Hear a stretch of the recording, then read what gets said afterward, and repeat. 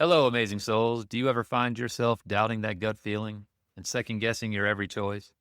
Or maybe feeling disconnected from your spirit guides? If you're nodding along, you've landed in the right place. Welcome to the Soul Vibe Insights Podcast. I'm Maddie Hollingsworth.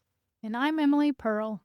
We're all about demystifying soul energy, emotional awareness, developing your intuition, and the Akashic Records. We're here to make these powerful tools accessible on your journey of self discovery. So pull up a chair, relax your vibe, and let's jump right into today's show. Hey there, amazing souls, and welcome to today's show. Emily and I are excited to be with you once again, and we wanted to dive into something that is near and dear to us. I know we talk a lot about the Akashic Records and developing your intuition, and especially within the Akashic Records, given we just completed our first ever live run, 4 days, Akashic Attunement, A Journey to Intuitive Mastery course. So we're feeling really excited about completing that and just super high vibes on all the amazingness and the deep connections that we made with others, but that people were facilitating with themselves. And that's the point, is for you to learn how to connect deep with yourself and facilitate your own higher awareness of yourself, of your perspective, of what you came to learn and do and to navigate and to grow from and to journey in this third dimensional realm, this beautiful earth school that we're all upon. But we wanted to deviate a little bit because one of the topics we covered in that course, and we realized it really needed some attention within our podcast, and that's empathic gifts. They are different than intuition, but it is a way that most people have some sort of empathy ability, and it's a way to process energy around us, to know our environment. And we just find it really cool, vastly important to know about, at least just to have a little information on the gifts and see what jives with you, or, if you're vibing with something or not, but understand that there are ways that aren't tapping into your intuition that you can know more about the environment and the people within your environment and what's going on and reading this energy. There's just a plethora of ways to know more about oneself and what's going on around you. It doesn't have to be the Akashic Records. It doesn't have to just be intuition development. There are so many other ways out there. So we wanted to jump in and kind of get into these empathic gifts with you today. Yes, just like Maddie said, I just want to jump back really fast and say that we are so incredibly excited and proud of our Akashic attunement course. It was just like a dream come true to put together, and we just had so much fun with it, and it turned out even way better than I even imagined that it would. So it was really exciting to, seeing the final product put together and just see how really amazing this course really is. And just a life update really quickly. We are leaving on Wednesday. Well, actually, the day that this airs, we'll be leaving, day after tomorrow. Our precious puppy friend, Aspen, that we've been with for the last 4 months here in Fort Collins. So we're a little bit sad about that, but we're going to be heading to close to Denver for just 2 nights to hang out with some kitty friends. And so that'll be exciting to meet them and, to give them some love. And to bring it back to now, we are very excited to be talking about these empathic gifts. Just having this insight into yourself, knowing your specific gifts is very, very helpful. Knowing these things about yourself really just kind of helps give you that insight as to what the hell is going on at certain times.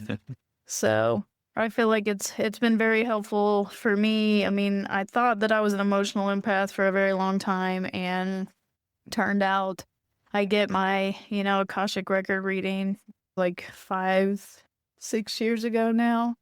And sure enough, emotional empath was definitely one of my gifts, and as well as clairsentient, so it even goes a little bit further than emotional empath. But that is the first one we want to start with, is emotional empathy and being an emotional empath. And that is typically the most common. When people think about being an empath, they think that they're an emotional empath. And while they may be picking up on emotions, there are these different ways to be processing these different experiences and emotions. And so it's very important to kind of understand the difference. That way you do have this awareness about yourself. So an emotional empath literally experiences the emotions of others as if they were their own. And they receive and process this emotional data through their heart chakra. So it's like they literally take it in through their heart chakra, and they're filtering the other people's emotional energy through their heart. This can cause a lot of emotional ups and downs. It can definitely cause an emotional roller coaster, because you can be frequently overwhelmed with these emotions because you're literally taking them on and thinking that they're your own, because your heart's beating fast, because it's literally processing this emotional energy through it. And if you don't understand that you're an emotional empath, you may think that every emotion you feel is yours. That's the tricky thing, is to distinguish between your own emotions and those of other people. That's why a lot of emotional empaths talk about being overwhelmed, or they feel victimized by other people's emotions, like they're forcing them on them. It's just how your aura operates. It just allows it in, and then it allows it in through your heart chakra. So being able to understand you're an emotional empath, one, empowers you to know, okay, is this mine? Is this someone else's? Oh, it's someone else's. Okay, I need to go back to, hopefully you have a way to clear your energy. It's one of the things that we teach in a couple different ways, but clearing your energy and starting fresh, especially before you go and after you leave an area where you know you're going to be around a bunch of people, can get you back to square one with yourself. That's the really tricky thing, is when you don't realize you're an emotional empath and you take this stuff on and you get this roller coaster or this overwhelm of emotions because you don't know what's yours or what's not yours. What you're processing, you're just processing it all. So it can feel like everything's yours, whether it makes sense or doesn't make sense with what you're feeling. Yes, that's so true. And I feel like a lot of people that identify with being emotional empaths know exactly what it feels like to be overwhelmed by other people's emotions, feeling crazy at times, wondering, especially if you are living with someone, possibly a romantic partner where you have this chaotic relationship. And then it's you break up and you move on and you have this other relationship and you're like, holy shit, I wasn't crazy all along. This emotional roller coaster that I was experiencing really was just the two auras coming together and creating this freaking chaotic energy. So I don't want to point the blame here and say it's just their fault, but there are certain people that, you get together and you do feel a little crazy sometimes, I feel like. And then others, they'll help balance out your nervous system a little bit more. So it's just a very good idea to be aware of these kind of things and the impacts that certain people and the people in your life have on you. Absolutely. I think that's a good moment to move on. I put this one next to it because I feel like they're really interesting, and sometimes people can think that they're very similar when they aren't. Oh, totally. Then the next one that Emily's mentioning is physical empathy. And the thing about physical empathy is that you are experiencing within your own physical body. You can be experiencing the physical state of others within your body.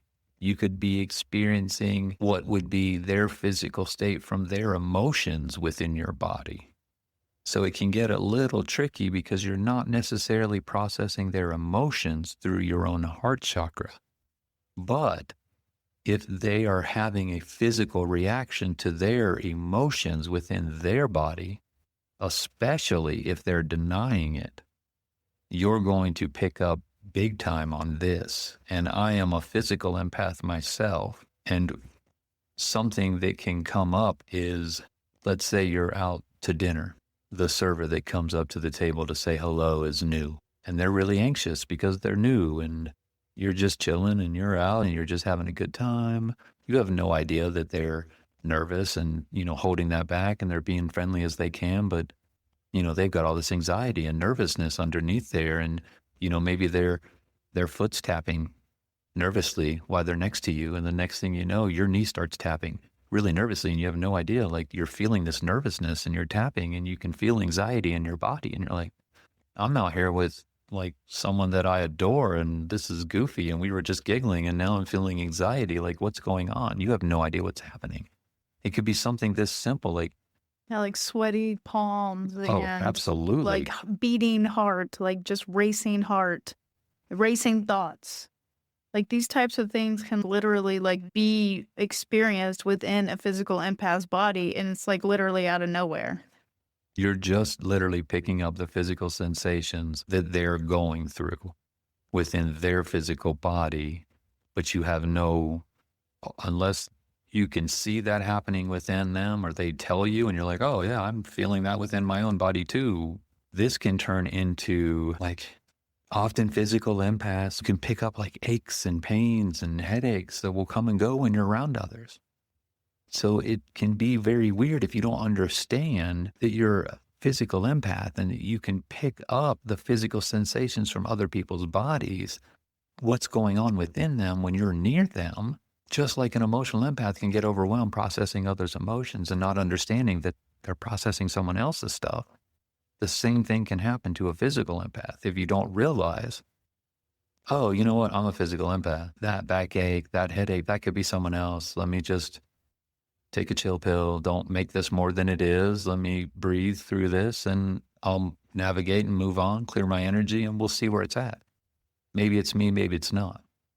But just knowing, having awareness, and we've talked about this a lot through many, many, many episodes, that awareness in and of itself can alleviate a lot of overwhelm, a lot of stress, a lot of trying to figure things out because we understand, let me just take a breath. Let's see where I'm at. It could be X, Y, or Z. I don't need to blow this out of proportion yet. There's no need to worry. And physical empathy is definitely that way. Yeah, so awareness and energy clearing is super important. And just to recap a little bit, the difference between an emotional empath and a physical empath is like if we take the server that Maddie was talking about, the emotional empath will feel the anxiety. They will start to feel very anxious and still may feel the physical symptoms, but they will literally feel the anxiety first. Whereas the physical empath will feel the physical symptoms first. They'll feel the racing heart. They'll feel the sweaty palms. They'll feel that energy running through the body, like just being unsettled, the restlessness. So that is the biggest difference between the emotional empath and the physical empath. And it actually kind of reminds me of a client. We did a soul journey Akashic record reading for her. And she was blown away when she found out, when she read about being a physical empath. And she said, I go to church every Sunday and I want to be a good Christian. And they tell us that we should pray for people. But like every time I pray for people, I start to just feel terrible. It's like I actually like feel what they're feeling. And I look around and I'm like, how can all these people do this for these other people? I don't get it. And so it was just kind of that awareness really helped her to know, okay, this is something that not everyone experiences. Everyone that prays for everyone else isn't constantly having the backache and the headache or the symptoms of the illnesses of the people that they're praying for. And so this awareness, helped her be able to pray for people without feeling that physical pain as well. So that really helped her and really helped expand her mind a bit. Yeah, that was a super interesting case. I'm glad you mentioned that. That was rather cool for her to connect prayer to her physical empathy and what she was doing for others, and then to be able to still continue to do so. It didn't create fear. That awareness created empowerment. Oh, now I don't have to take this on. Now I know where it's coming from. Now I can separate myself from it and still pray for their healing, for their blessings, for the good, to help them in their life as well. Yeah, so I feel like emotional empathy and physical empathy are oft, kind of seen as similar. Like Maddie and I, for the longest time, were like, oh, yeah, we definitely have the same empathic gifts. But they always seemed a little bit different because with both of those, you would say, I feel other people. Whether you're feeling the physical symptoms or you're feeling their emotions, you are still feeling other people. And so it took us, until we got our Akashic record readings and started working in the Akashic records, really understanding the difference between those two. And then now we're able to recognize that Yeah, about ourselves. absolutely. So So it's I was gonna say, we really wanted to dive deep with emotional empathy and physical empathy, and we'll move a little quicker through these next ones. But let's jump into yeah, place empathy. which this is also one of This is Maddie's one of gifts. my gifts as well. You're sensing the energy of a place, of building a home, but the energy of living beings that have been within these places over and over again, the energy just seeps into the walls, to the ceilings, to the foundation, and the energy becomes a part of this place. And that's the energy that you sense. It's the energy of the people that have been inhabiting that home, that family that lived there for 60 years, or the conglomeration of, let's say, especially places that we can agree that, a funeral home, a cemetery, a hospital, like these places all kind of have their own vibe, their own energy. Mostly cemeteries are going to be grief, sorrow. A funeral home, same way. Hospitals, you're dealing with illness and tragedy and trauma, but for the most part, think of places that you're like, yeah, that I get that energy would be that way. And I'm talking about obvious things. Now be a place empath and walk in and you're just going to get your morning coffee and a biscuit or a donut or whatever at a certain place. I like that you said biscuit. Yeah, definitely. All biscuits they should be right up there with donuts. Some good stuff. Imagine being a place empath and rolling into a place of business like I'm talking about. You're getting your coffee and a biscuit in the morning or whatever your routine would be, let's say.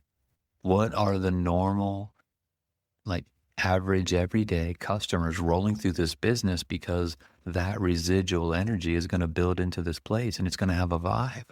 If you go to, let's say you like to go out dancing and there's a club that's known for bringing in live bands and jam band music and stuff. And, a different club that brings in like house music and a different club that brings in, Jazz. jazz, and then one for like heavy metal, death metal. I mean, can you imagine the residuals of multiple nights a week with similar bands rolling through these different clubs that they're not going to have their own unique feel? As a place empath, you could walk in and immediately just know the clientele that visits this place, the music, the energy, the vibes is this. Any one of those places, the music, the vibes could be high and the crowd could be loving it, but the vibe of the people that come through and stuff, it just starts to be part of a place. That's all I can really say about it. You just know, you just get a vibe. You just got a gut check, instinct thing, and you just feel the vibes of places. But what you're really feeling is the residual energies of the people or the animals or whoever, the living beings rolling through these places. One of the cool things about Place Empath, because pretty much all empathy gifts are about your aura being within the auric range of another person or an animal or the environment or the place that you're within. But there is this unique thing about place empathy where you can look at like a picture, and even just a picture of somebody, you can look into their eyes, and like the eyes are kind of the windows of the soul. So through a picture, you could read somebody's energy, but the same thing with a place. You can look at a place and somehow that energy can get captured in that picture. You may not be within auric range of that place, but this picture you're looking at is within your aura, and you can pick up on the energy of something you're not even in. So kind of through dimensions of time and space, you can check out the vibe of something by just looking at a picture and then viewing that energy through then and tap into it as well. I always find that pretty cool that I don't necessarily have to walk into that place. I can see a picture and just know, hey, we're thinking about these 3 places to go. And then we're looking at pictures of places and I'll just be like, that one. oh, that one right there. That's where I want to be. I just know. So I think that's really something cool about place empathy. Is there anything you want to add? I know I kind of hopped in and just kind of hogged the space on place empathy, but I guess the only thing that I would really add about it is I feel like this part of your empathy really developed when you were working in the Akashic Records doing past life research. It was like you were literally like putting yourselves into these different places, and it really had an effect on you, and you really were able to sense the vibes and really get a good sense of where the people were while you were doing the past life research. Would you agree with that? especially combined with the physical empathy, sometimes I could feel like I was in the physicality of another within a past life moment. But often the place empathy was like being a fly on the wall. I was just observing. My energy was somewhere in that room of this thing, this experience, this circumstance, this situation that was unfolding that I needed to record for posterity and then type up to give to our client. You're right. That really did kick in hardcore for me. And between the two, I had this sense of like what was going on within them, but at the same time reading the like whole of the place, and knowing that like, oh my God, that was a horrible decision they had to make because the pressure was from here and the energy was over there, that this is what had to happen. I'm thinking of one scenario in general from the Revolutionary War. I won't dive into super tremendous aspects, but this one soul was put into a horrible decision to make, but the pressure coming from the higher ups and what they know that they needed to happen, it wasn't morally right, but they went and did this anyway and created their own karma to work off later. But what they did actually tipped the scales of a major battle that took place in the Revolutionary War, and how they kind of underhanded some things, but it really just made it so that soon-to-be Americans came out on top of a certain battle. I'll leave it there. I don't want to dive into the horrific specifics of it, but it was weird. That one really affected you. That I came out like crying and a little traumatized for a moment before I cleared my energy again and stuff. But because I was reading that energy and then reading their own. But you're right, doing a lot of that past life research, really my place empathy like kicked into a whole new level of, I think, discernment and being able to work through the layers of certain things, and like time frames. Because sometimes a place, like the vibe changes over generations, where it was kind of one way and now it's something else and stuff. Yeah. Yeah, we definitely saw that in Nashville for sure. Yeah, we did in Nashville. Or, I'm sure you see that in any place that you are extendedly. So let's move on. Yeah. I find this next one really interesting. It is spiritual empathy, being a spiritual empath. And so spiritual empaths absorb and process other energies spiritually through their crown chakra. Spiritual empaths typically have active upper chakras, and they just have this greater understanding of the world and other people. And they just intuitively understand others on a soul level by sensing this person's like soul level desires and values. They just look into someone's eyes, because that's typically how it's activated. When they look into someone's eyes, they can literally like see their soul self. And so this ability allows them to just understand how that person experiences, like how their soul experiences human life. What's tricky about spiritual empathy is that oftentimes you'll see that the spiritual empaths will be in relationships with people because they are basically wishing for their potential. It's like they can see their potential, but yet that is not exactly the human that they are right here and right now. And so they have trouble being able to move on out of that because they see that potential. They see how amazing that person's soul is. I mean, we all have really amazing souls, and on a soul level, we're just all so talented and so unique and so vibrant.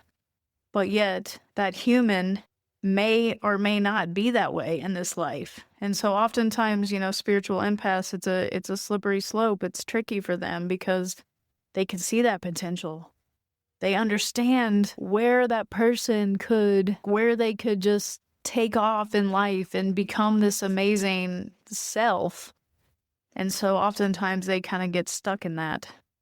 They get stuck in relationships, or they have trouble moving on because they see that potential. I couldn't have said that any better myself. You're literally seeing the potential and not the reality of what they're living up to or not up to. And no right or wrong. We're all on our path. We're just experiencing life. We're growing from our experiences. It's called experiential knowledge. We're all divine energy. We're all unique aspects of the Creator. Here, having a human experience, but we're conditioned by the human experience, and we're not all, no one's truly fully embodying their soul 100%. But spiritual empaths can see what that would be like. Yeah, just learn to recognize the human before you and try. And it's not even fair to date or love only someone's potential. That's not fair to them. In order to be a relationship with someone, you have to try to accept all parts of them. Wow. Yeah, babe. It is unfair. If you're dating someone's potential, then you're not really dating them. Yeah. And how can they live up to that potential? You're dating an idea. If you're dating, some ideal of them versus actually dating them. Wow. All right, let's move on. Yeah. This next one's cool. You should take this. You know this well. So the next one is psychological empathy, or being a psychological empath. And so a psychological empath is able to gain insight into the minds and thoughts and judgments of others. And they can just energetically connect with others and perceive the inner workings of a person's mind.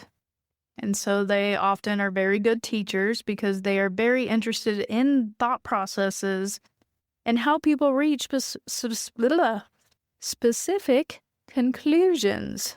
And so you can see how a great teacher, they're interested. They want to know, what is the best way to help this person get this point or understand this concept. And so they're very interested in the inner workings, the motivations, just how people work, what makes them tick, how their brains work.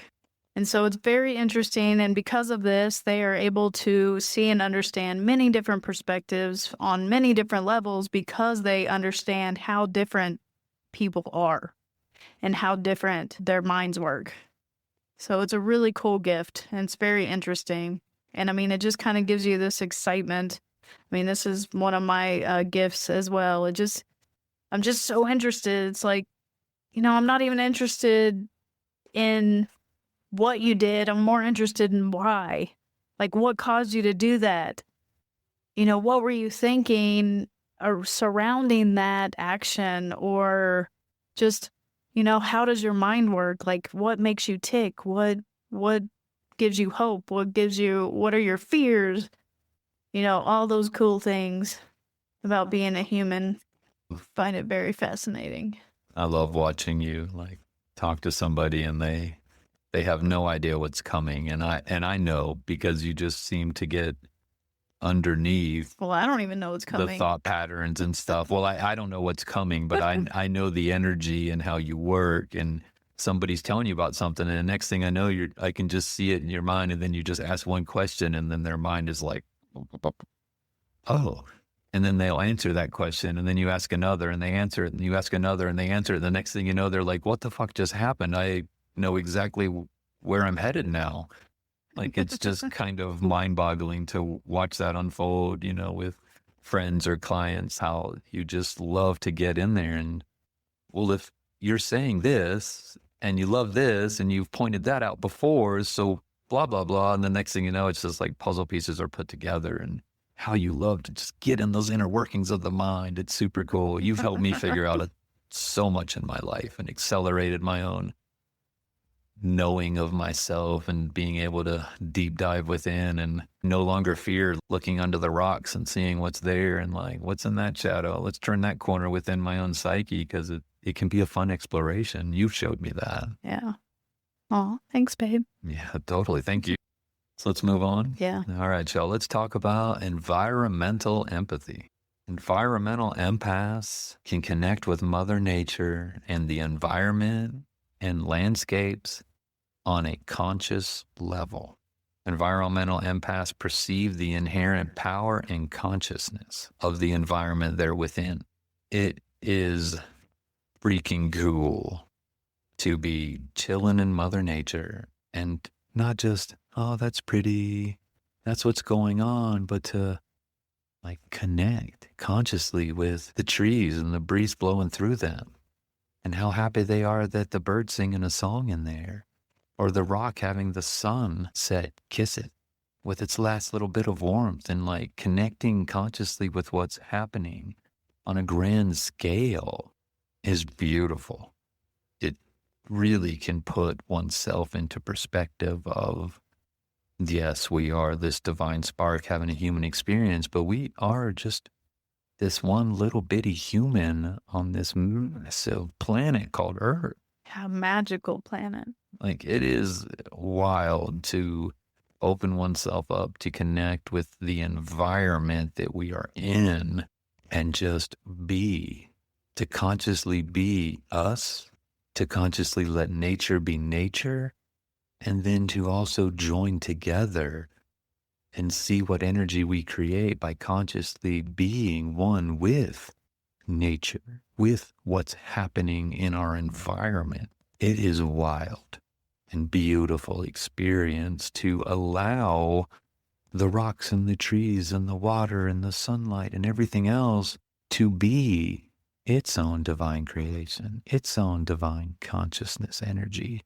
That it's not just us at some top of some food chain. We're just a part of it all because we're all born of the same energy. We just don't always recognize that we are a part of it. We're just unique aspects of it. And when you can shed that and just be one with the environment, it opens up to, I mean, for me personally, to some really beautiful experiences. And something else that can come about, from true environmental empaths is there could be trepidation or unease that you feel long before a natural disaster happens. And that even coming in afterwards can be deeply affected by destruction to the environment, to rolling down the road and seeing where a forest fire happened even years before, and it's trying to recover, can really hit deep within that, that this. Or like what's happening in the main forests or the logging, like all of those things where environments are just being completely devastated. So not even natural disasters, I mean human disasters as well. Yeah, absolutely. And I mean, recently our old home of 20 years, this past fall, like 6 months ago, the Hurricane Helene and the floods in western North Carolina and eastern Tennessee, but our old hometown of Asheville and the surrounding communities got hit really hard. A lot of that area did. And yes, we talked to friends and connected in that way, but just even seeing the images of what had happened and stuff was... It's heartbreaking. Yeah. It hit deep on many levels, but just connecting to the environment through photos and pictures, it was heartbreaking to know that had happened just on an environmental level without even taking into consideration, what had happened on a human level and what our friends and family were going through and how lives were upended and just on so many different levels. But just speaking to the environmental level, just knowing what had happened and seeing it just deeply affected is the way to put that. Something else that environmental empaths could be experiencing is like a sensitivity to changes in the electromagnetic fields of Mother Earth and the sun. It sends all this beautiful energy that the Earth creates photosynthesis with. Experiencing these differences within the electromagnetic fields, depending on the energy that's coming through, can actually trigger emotional and physical reactions the solar winds creating different magnetics and Schumann resonances changes. Like environmental empaths are going to experience these things in a much grander, or I don't know if grander is the right word, but just it's going to hit them harder than somebody that doesn't have the gift of environmental empathy. So if you're someone that you find you're sensitive to full moons or the Schumann resonance, changing or solar flares, and you actually feel like you're emotionally or having physical reactions to this, it could be because you're an environmental empath. Yeah. All right, let's move on to our little furry friends. Yeah, these next three are very interesting because they allow you to connect with different and interesting things. So the first one is animal empathy. And so, of course, this would give you the connection to animals. An animal empath is able to understand the consciousness of an animal, including its fears, its reactions, and its emotions. It's able to just kind of tap into that animal and know exactly, what it needs, how it's feeling, how to help it and soothe it. And so it's very interesting. And oftentimes, an animal empath may be connected to just one particular species. It's really rare to be able to just understand every single animal that there is, but just it gives them this overview and this connection with animals. And so, of course, because of this, places where animals experience a lot of negative emotions, such as like a slaughterhouse or those places where the chickens are just on top of each other and, they're just treated like some sort of dollar bill and not really like an animal. These can have a really negative emotional effect on animal empaths. Yeah, commercial farming of animals versus like free range farming and homesteading could, I'm sure, an animal empath and Right. probably many humans just in general walking to those two different environments of how animals are being treated would have a reaction. But as an animal empath, to be taking on the emotions of the animals around you, it would probably be very hard to be in a commercial animal farm situation or something. I can't imagine. Animal empaths are going to be really sensitive to proteins they eat. You may even naturally have gravitated towards being vegetarian and finding protein sources in other ways, or making sure that your protein sources are coming from free range farms where the animals got to actually live a life.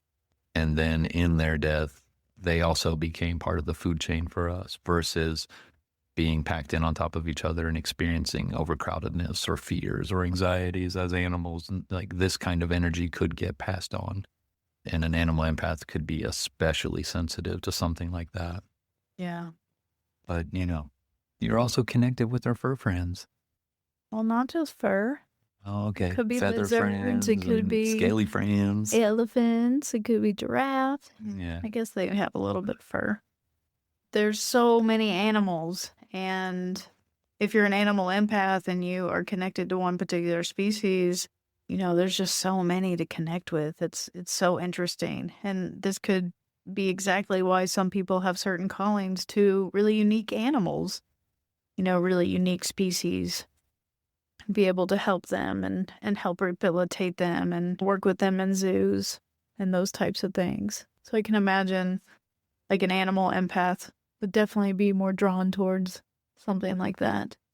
Oh, to some sort of rehabilitation or training or like working in some sort of zoo environment and like showing off the magnificence of that animal and like helping to educate other people about them. Yeah, totally. 100% can see that. Yeah, and so this next one is, similar to an animal empath, except it's a plant empath. So a plant empath would connect with the consciousness of certain plants or trees. And just as the animal empath isn't necessarily connected to all species of animals, they are typically connected to one type of plant or tree or species, and they just have this certain feel. They just kind of feel into that plant and just knows what it needs or how to help it. I think Maddie mentioned, this would be the type of person that walks into a home and wants to like move around all the different plans, like, oh, this one needs to be in this window, or Absolutely. I don't know. Maddie has a really good connection with plants. Definitely. I feel like This is too much light. This one needs to be turned this way. That soil's too wet. Please don't water it again. Oh, this needs to be watered like twice a week. So not everything gets once a week watering. This one really needs more liquid.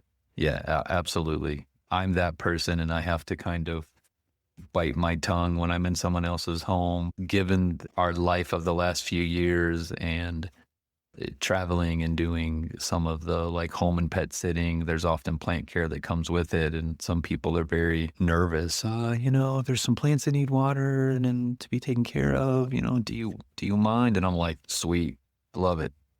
Like fur friends and plants, cool. yeah, and we've taken care of some really cool plants too. Like that place in Florida Oh my with all God. the amazing, like, exotic orchids. There were 45 different species of plants, and most of them were orchids just in the lanai. Yeah, it And was then there were incredible. 20 something different orchids hanging up in the trees underneath the lanai. And they all had to be watered on these different schedules and stuff. And like after those 2 weeks, I was like, this is a lot of work, but like this is cool. Like Yeah, I'm it was getting to cool. know these different plants and feel their energies and vibe with them. Yeah. Yeah, That and was one cool. of their orchids, like, actually bloomed while they were away, The and they were samurai one. oh, yeah, it was called the samurai orchid, and they were so excited. "We love our puppy, and of course we wanna see pictures of her, but will you please, please, please send us pictures Yeah. of the samurai orchid?" We think And it's about ready to bloom and it might bloom for y'all. And we're like, okay, cool. and it hadn't bloomed. It's like one of those orchids that doesn't bloom It very doesn't bloom often, every year right? and So I stuff. don't think Yeah. they'd ever seen its bloom, so it was But pretty samurais used to incredible. carry them with them apparently into battle. Like they would take care of them and carry them around. It was part of, I don't know, part of the zen of being a samurai or something. I forget the name of it, but I remember it was about the samurai Yeah. Yeah, one you're and right. stuff. And it was cool. It was looking. cool, but all their orchids were so cool, and, I mean, we were just taking pictures left and right because these exotic orchids were just so incredible, but Maddie did amazing. I'm so grateful that he has a special connection with plants. I would have to say I definitely connect with the animals more than the plants, but I do love being in the vicinity and being around them and, at least giving love and connecting with them that way, but I may not be able to know what it is that they need. And so we have come upon our last one. And Maddie, you should take this one. It's crystal empathy. Crystal empaths can connect with the consciousness of crystals, semi-precious stones, precious stones, minerals, gemstones, whatever you want to call them. Rocks just aren't pretty things to look at for you if you're a crystal empath. You actually understand that there is a energy, a vibe, a consciousness within these geological formations that have been here for hundreds of thousands of millions of billions of years. The history that's there, the intelligence that's within these rocks, the vibration, the frequency. A crystal empath is going to be able to connect to these things. As you develop this gift, you're going to understand the messages and the healing power by holding these different crystals or gems or precious stones and having them within you and holding them within your auric field, especially if you're already doing some sort of healing work or energy work. You're going to become or are just naturally inclined to be adept at using these crystals and gemstones to heal yourself or potentially others. You're just going to know, and with a little research and a little playing around, hey, if I put this gemstone right here on this body, or if I hold this gemstone here and meditate for 10 minutes on this subject, it clears so much and it helps me to transcend this certain issue. You're just going to be able to naturally put these things together. This is the kind of thing you'll do with crystals and rocks and gemstones. You'll just know by holding this and putting this here and lay down and this one on this chakra and this one on that one. And let's go over this little bit of energy and how to shift it, because these are going to be here to help us shift it. And are you willing to let go and move it? Like a crystal empath has this gift. I'm not a crystal empath, but I've experienced some really cool things with certain crystals and gemstones that I have a connection to. You don't think you have a special connection with Buddy? That's what I'm saying. Or quartz But I don't crystal? feel like I'm a crystal empath where I just connect to them all. But that Lemurian seed quartz crystal that I call Buddy, we be tight. We've had some cool experiences together meditating. Yeah, that And- crystal's very cool. But I'm sure crystal empathy is similar to plant and animal empathy. Probably connect more with like a certain type of crystal. Don't you think? I absolutely agree. I do think that I personally connect with quartz and amethyst. I mean, Buddy literally called out to you and you had to get someone to go to the back office to look for it. Okay, so I'm in Let's Asheville. say- This is 2005, 2006 time frame. I'm living 4 miles. There was a gem shop I loved. I used to take my Beagle and we'd go walk around downtown and just hang out and meet people and stuff. I knew one day, like, I could feel this urge to just go downtown and go to Cornerstone Gems on Lexington Ave. And I did. And I walked into that shop and I've got Lilu on a leash and we're just looking around and I'm just like, okay, something's calling to me. And I'm all about that shop and I can't figure it out. There's so many cool things in that store. There's $3 pieces and $30,000 pieces in that store, gems and crystals and fossils and all sorts of crazy cool, dinosaur bones and stuff, like wildly cool store. And I finally go up to the person. They've asked a couple times, can I help you find anything? I said, I've told you I'm looking around, but specifically something's calling to me. That's why I'm in the shop today. And the owner wasn't there and he and I could strike up a conversation quick. And we weren't friends, but we were definitely buddies because he was way into what he did. And that's obviously why he had his shop, but we would geek out together. And I just looked at her and I was just like, there's a crystal calling to me. I know it's here, but I can't find it in the store. Do you have any crystals about this size? I would say Buddy's like 7, 8 inches, so I'm holding my hands out. I'm telling this person like, maybe 2 to 4 pounds, like something you'd sit and meditate with. Can you call Brandon if you don't know? Like he might know. It's here, but it's not out here. And so this person gets on the phone and they're calling Brandon, the owner of the shop. And they're just like, yeah, this guy's here. He's nice. He's a little weird. He's telling me there's a crystal calling to him and he doesn't know where it's at. He's kind of described it. Do we have anything like, and then she describes it.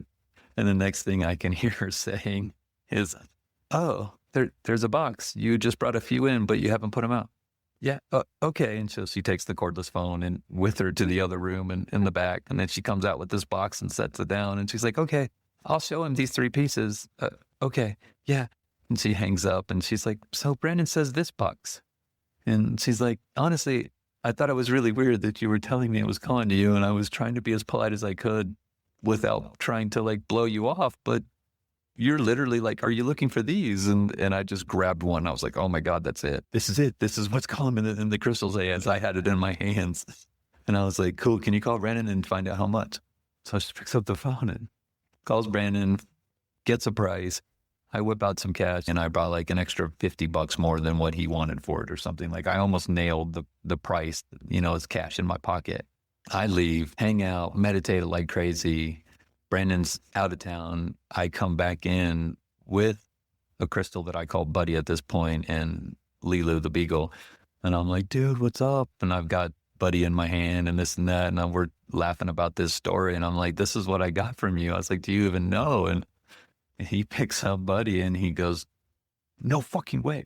I would have never sold you this crystal. There's no way in hell. Do you look at this manifestation, this crystal inside the crystal? I would have never sold this to you. And I'm like, to be fair, the manifestation didn't appear until I took it home and we meditated that night. And then it appeared, this phantom manifestation on the inside. If you're a rock hound and into quartz crystals, you'll understand what I'm saying. But it's basically a crystal that appears with inside a crystal. There's no definition of lines or anything. It just looks like a ghost crystal with inside your crystal. Yeah, it's crazy. And it like shoots rainbows and stuff through it. It's crazy. And, he's like cussing at me in a playful way that he would have never sold this to me. And I'm like, you wouldn't have known that that was there. It didn't come until after we meditated together. But I just wanted you to see what I got. I didn't want to create this whole thing. And then, we had a big laugh and hugged about it, and he was like, I still got a couple other cool things to sell people. I'm glad you have this. At least you have it and stuff. So thanks for bringing that up. I do have a knack for the quartz crystals. Yeah, especially that one. Well, I feel like that's a good story to end on. Yeah, It's a fun story. for sure. I like hearing it. So if you can't tell by what we're laying down here with empathic abilities, this is another great way to be able to jive and vibe with your environment and to navigate your life in a different way. Empower yourself to understand how you process different energies. Most of us have some sort of empathic ability. Not everybody. This is why it's one of the things that we go over in our course, Akashic Attunement, A Journey to Intuitive Mastery. And if you get a Soul Journey Akashic reading, we go over your strongest intuitive gifts and your empathic abilities because we think it's huge to know what your strengths are in your life, to lean into them, to empower yourself to process and navigate your world smoother and better because you're more aware. We really wanted to do this episode today to dive into empathic abilities. Yeah, it's just another way to understand how your energy reacts with the rest of the world. Plus, we get to talk about empathy and all these cool abilities. Well, thanks so much for joining us, everyone. We really appreciate you and are so grateful for our listeners, and we just have so much fun doing this. Until next week, take care. Much love, y'all. Hey, soul friends. Thanks for listening to today's show. If you've been resonating with our podcast, Emily and I would be honored if you would share this episode with a friend. Or even better, share this episode on your socials and tag us at Soul Vibe Insights so we can connect with more amazing, like-minded souls just like yourself. Have a great day.